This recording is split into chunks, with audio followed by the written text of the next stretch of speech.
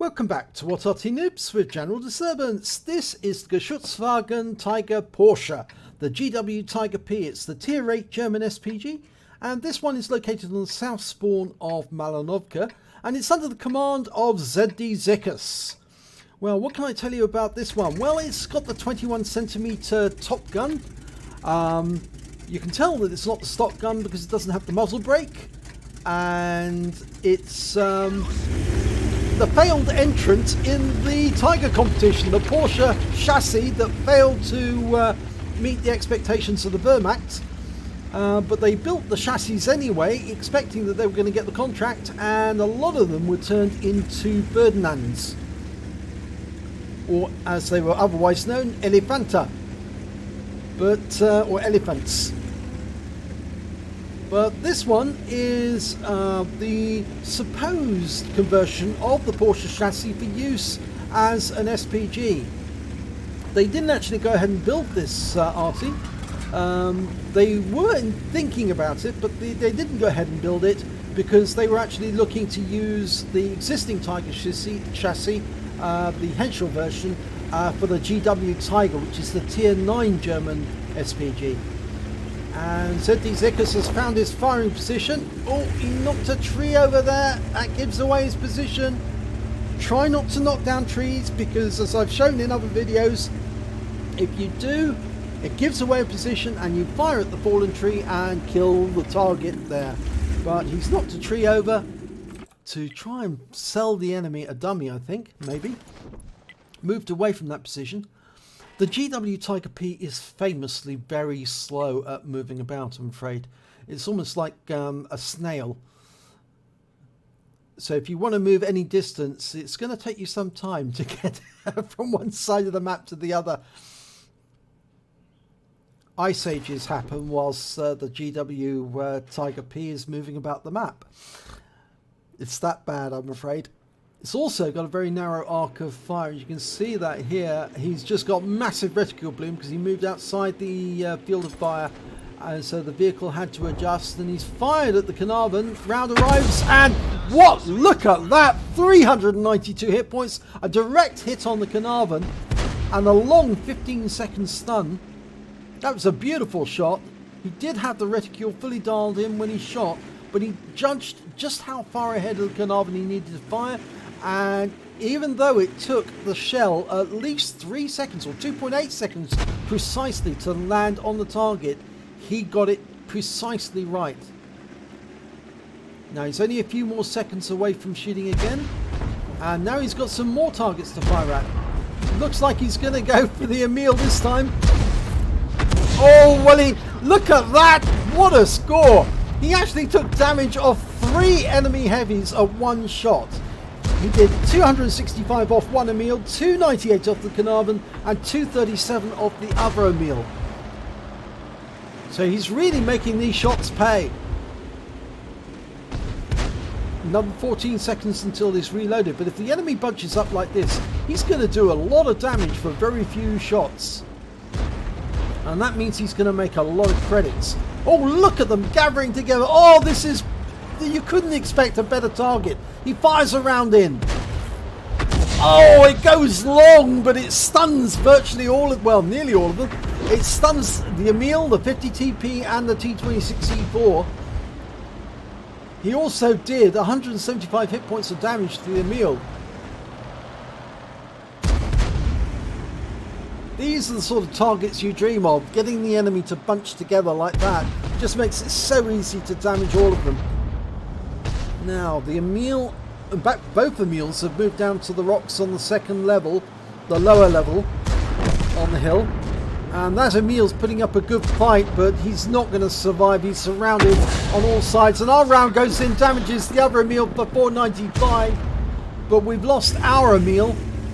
And effectively now the hill is being slowly but surely being absorbed by the enemy. They're getting around our guys who happen to be on top of the hill, and they're sort of like outflanking them. They're going to come in behind them, so they're going to be caught in the crossfire. Now, the enemy's just lost an Emil to our T44, who's trying to attack them over the ridgeline, shooting down on them. We're loaded. Rounds out on the ISM and the T26. Oh, beautiful shot. 413 hit points on one, 495 on the ISM. And a long stun. And we're picking up stun assist. The T26E4 has gone down.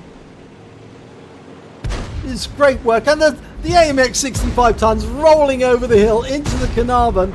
We're aiming now. We're telling our team where we're going to fire next. And that's good because we don't want our team to end up getting hit by our own shot. But that ISM now is being surrounded. So we're going to ignore him for the moment. And we're going for an MX CDC, which is the other side of the cliff. Line up, round out.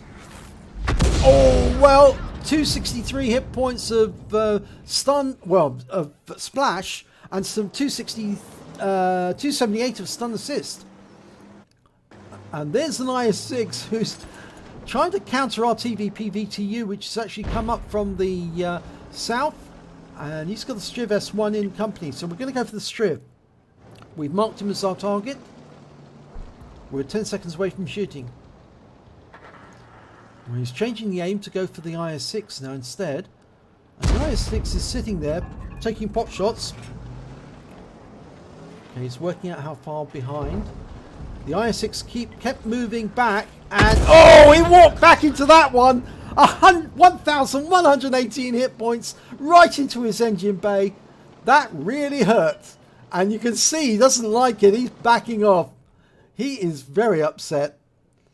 Of course, the IS-6 goes backwards slower than forwards, so he's having to turn to drive away from the TVP, but he knows so long as he's spotted, he's in danger.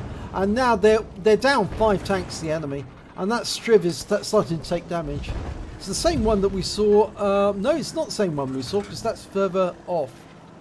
Okay, he's trying to do a leading shot on the Striv. Rounds out. And he splashes him for 203, and he's taken out immediately afterwards, so we pick up the stun assist.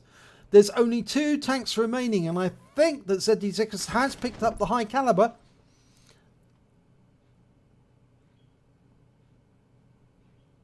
They're moving in to try and find them. We're reloading. We're still 15 seconds away from shooting. They're moving in pretty fast, so we may not get more than one more shot out. Looks like the IS-6 has gone up into grid square B2 or thereabouts, which is exactly where Zdzikus is looking at the moment. And so he correctly worked out where the enemy is going to be located. And the others are closing in on that position. The TVP is coming up from the south. He's actually in C1, not B1. They've moved into B1 now. Fires at the Striv. Oh, look at that direct hit, and he gets a fire and burns up. 37 hit points off the fire, 963 hit points from the direct hit, and that is the end of the game. So he did get another kill, in fact 1 kill at the end of that battle. And look at this, beautiful. He's got an ace tanker for that battle, Zdzikus in the GW Tiger P. He actually did get the arsonist. He set fire to the Striv S1. So he destroyed the tank using fire, and so he picks up the arsonist badge. He got a bruiser medal for getting at least 5 critical hits. He got 23. A Gore's medal for doing more damage, exceeding 8 times the hit points of his own vehicle. A high caliber for dealing the most damage in the battle. And lastly, a Confederate. Now, obviously, I believe that these medals are actually worth a lot more to Arty, because if you get a Confederate medal, it means you hit more of the enemy, you touched more of the enemy than anyone else on your team, and actually helped your team to kill them by depleting them of their health and making them one-shots or thereabouts, so that your team can easily take their kills. And so a Confederate medal for hitting more of the enemy, at least 6 enemy, more than any other player, at least 6 enemies subsequently taken out by others, and a win 8 for that battle of 7206. That just goes to show super Unicum standard, a lovely battle in terms of damage done to the enemy, and really changing the course of the battle. As you saw on top of the hill, he was hitting more than 1 tank at once. In fact, he was hitting 3 tanks at once and stunning sometimes more than 3 tanks. So let's have a look at team score. Top of the table, 5,513 hit points of damage. He dwarfed the others, double the high score of the AMX 65 time with 2,258. Again, more than double the high score on the enemy team, the Striv S1, who managed 2,206.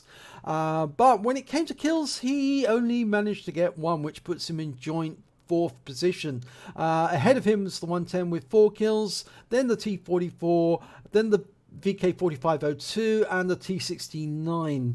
On the enemy team, it was the Striv S1 who managed 3 kills, but most of the others only got 1 each or nothing at all. There was quite a few members of the enemy team who didn't get any damage whatsoever during that battle, including the IS-6, who we managed to hit for a massive amount of damage.